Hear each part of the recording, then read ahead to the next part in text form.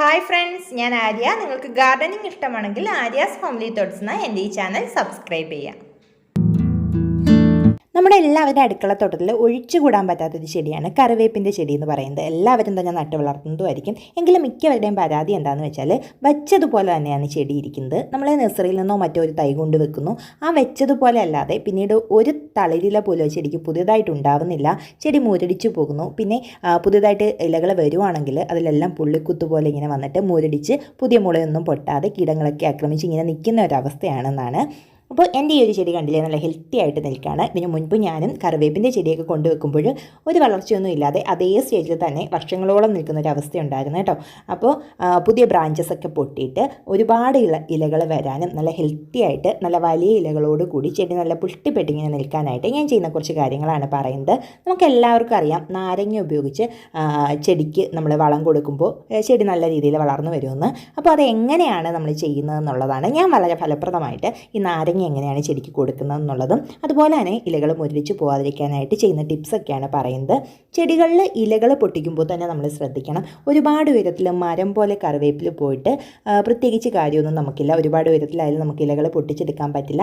ചെടി എപ്പോഴും നല്ല കുറ്റിച്ചെടിയായിട്ട് അങ്ങനെ മെയിൻറ്റെയിൻ ചെയ്ത് നിർത്തുന്നതാണ് കേട്ടോ നല്ലത്. ഇതിന് ഏറ്റവും സഹായിക്കുന്നത് ചെടിയുടെ ഇലകൾ മാത്രമായിട്ട് അടർത്തിയെടുക്കാതെ ഒടിച്ചെടുക്കാനായിട്ട് ശ്രമിക്കുക. ഇങ്ങനെ ഒടിച്ചെടുക്കുമ്പോൾ ചെടി വീണ്ടും നല്ല ഹെൽത്തി ആയിട്ട് വീണ്ടും ഒരുപാട് ബ്രാഞ്ചസ് അവിടെ നിന്നും പൊട്ടി വരാനും സഹായിക്കും. ചെടി ഒരുപാട് പൊക്കത്തിൽ പോകാതെ നമുക്ക് അങ്ങനെ തന്നെ മെയിൻറ്റെയിൻ ചെയ്ത് നിർത്താനും പറ്റും. അതുപോലെ തന്നെ ചിലരെങ്കിലും വിചാരിക്കുന്ന ഒരു കാര്യമുണ്ട്, ആ ചെടി കുറച്ചുകൂടെയൊക്കെ ഒന്ന് വലുതായി ഹെൽത്തി ആവട്ടെ എന്നിട്ട് ഇലകൾ പൊട്ടിക്കാമെന്ന്. അങ്ങനെ കരുതിയാലും ചെടി അങ്ങനെയൊന്നും മുരടിച്ച് പോട്ടോ. ചെടി കുറച്ചൊന്ന് ഹെൽത്തി ആകുമ്പോൾ തന്നെ അതിൻ്റെ ഇലകൾ ഒടിച്ചു തുടങ്ങണം, എങ്കിലേ പുതിയ ഗ്രോത്ത് അതിലുണ്ടാവുകയുള്ളൂ. അങ്ങനെ നമ്മൾ ഉപയോഗിക്കാനായിട്ട് അല്ലെങ്കിൽ ഇലകൾ ഇങ്ങനെ ഒടിച്ചെടുക്കാതിരുന്നാൽ ആ ചെടി അങ്ങനെ തന്നെ നിന്ന് മുരടിച്ചു പോകും. ഇടയ്ക്കിടയ്ക്ക് നമ്മളിതിനകത്ത് ചാമ്പലോ അല്ലെങ്കിൽ മഞ്ഞൾപ്പൊടിയോ ഒക്കെ ഇങ്ങനെ തൂകി ഇലകളുടെ മുകളിലൂടെ വിതറി കൊടുക്കുന്നതും അതുപോലെ തന്നെ സ്പ്രേ ചെയ്ത് കൊടുക്കുന്ന മഞ്ഞളൊക്കെ കലക്കിയിട്ടോ അല്ലെങ്കിൽ വേപ്പെണ്ണയൊക്കെ സ്പ്രേ ചെയ്ത് കൊടുക്കുന്നതൊക്കെ നല്ലതാണ്. ഈ വേപ്പെണ്ണ നമ്മൾ വാങ്ങുന്നതിനേക്കാളും നല്ലത് നമ്മുടെ വീട്ടിൽ വേപ്പുണ്ട് എന്നുണ്ടെങ്കിൽ വേപ്പിലയിട്ട് നന്നായിട്ട് തിളപ്പിച്ചിട്ട് ആ ഒരു വെള്ളം സ്പ്രേ ചെയ്ത് കൊടുക്കുന്നത് നല്ലതാണ് കേട്ടോ. ഈ ഉറുമ്പിൻ്റെ ഒക്കെ ശല്യം മാറാനായിട്ട് നല്ലതാണ്. അതുപോലെ തന്നെ പുഴു നന്നായിട്ട് ശല്യം ഉണ്ടാക്കുന്ന ഒരു ചെടിയാണ് ഈ കറിവേപ്പ്. നമ്മൾ നോക്കുമ്പോൾ ഇതിൻ്റെ തണ്ട് മാത്രമായിട്ട് ഇങ്ങനെ നിക്കിലകൾ കാണില്ല. ഒരു തരം പച്ച വലിയ തരം പുഴുക്കൾ നമ്മുടെ ഈ ചൈനീസ് ബോൾസിൻ ചെടിയിലൊക്കെ വരുമല്ലോ, അതുപോലെയുള്ള പുഴുക്കൾ നന്നായിട്ട് ഈ ചെടിയുടെ ഇലയുടെ അടിഭാഗത്ത് ഇങ്ങനെ വന്നിപ്പുണ്ടായിരിക്കും. അപ്പോൾ ഇടയ്ക്കിടയ്ക്ക് ഈ ചെടി ഒന്ന് ശ്രദ്ധിച്ച് നോക്കുക. എന്നിട്ട് പുഴുക്കളൊക്കെ ഉണ്ടെങ്കിൽ എടുത്ത് കളയുക അല്ലെങ്കിൽ അതിനെ നശിപ്പിച്ച് കളയുക. ഒരുപാട് കീടനാശിനികളൊന്നും സ്പ്രേ ചെയ്ത് കൊടുക്കരുത്. നമ്മുടെ കറിവേപ്പ് നമ്മൾ ഡയറക്റ്റായിട്ട് ഉപയോഗിക്കുന്നത് കൊണ്ട് തന്നെ.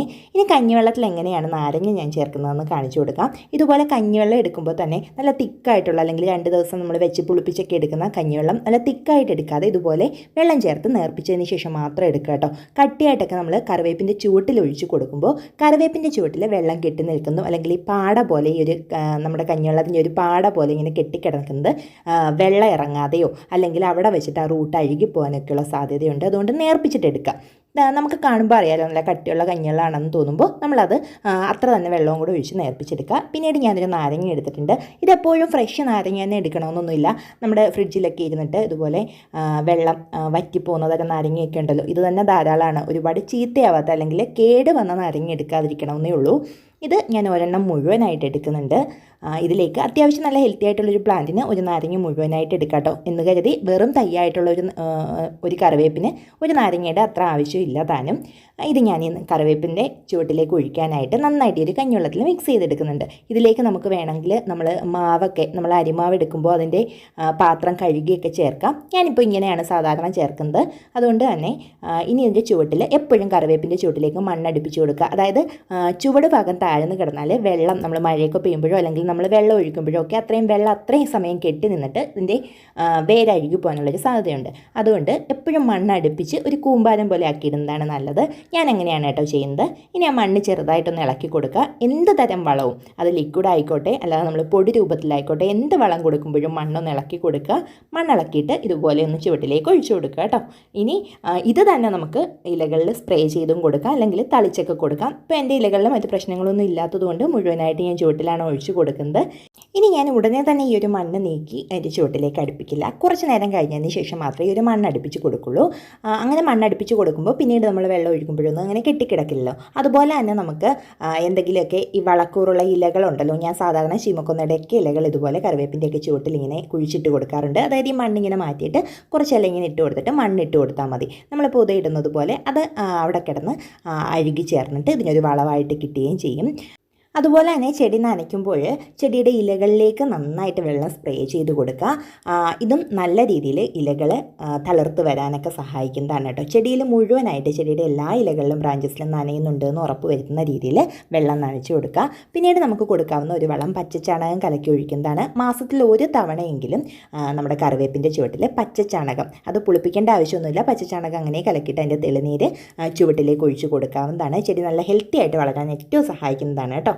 ചെടിയുടെ ചുവട്ടിലെ ഇലകളിലുമൊക്കെ സൂര്യപ്രകാശം ഡയറക്റ്റായിട്ട് തന്നെ കുറച്ച് സമയമെങ്കിലും വീഴുന്ന ഒരു സ്ഥലത്തായിരിക്കണം ചെടി നടാനായിട്ട് നമ്മൾ തിരഞ്ഞെടുക്കേണ്ടത്. ഇത്രയൊക്കെ കാര്യങ്ങൾ ശ്രദ്ധിച്ചാൽ തന്നെ നമുക്ക് നല്ല ഹെൽത്തി ആയിട്ട് നമ്മുടെ ആവശ്യത്തിനുള്ള കറിവേപ്പ് നമ്മുടെ വീട്ടിൽ വളർത്തിയെടുക്കാവുന്നതാണ്. വീഡിയോ ഇഷ്ടപ്പെട്ടുണ്ടെങ്കിൽ ലൈക്ക് ചെയ്യാൻ മറക്കേണ്ട. വീണ്ടും ഒരു വീഡിയോ കാണുന്നത് വരെ ബൈ.